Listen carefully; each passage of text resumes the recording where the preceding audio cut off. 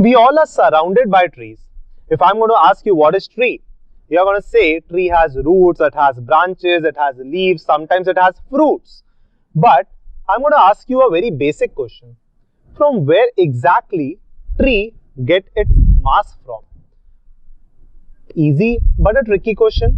कभी सोचा ही नहीं कि tree का mass कहाँ से आएगा? Now, an experiment was conducted for a duration of 5 years.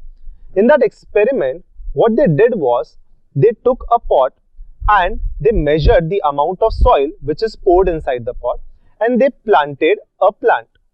Then continuously they used to observe what is the change in the mass of the soil.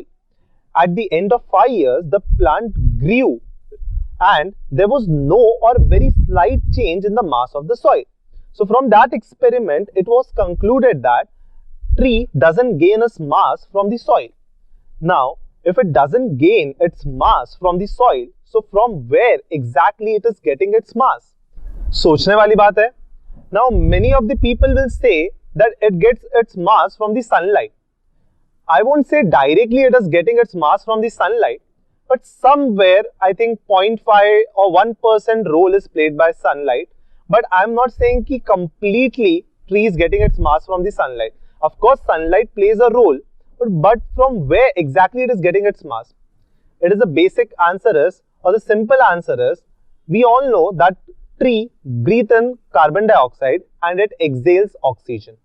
Now, when tree breathes in carbon dioxide, where exactly this carbon dioxide goes?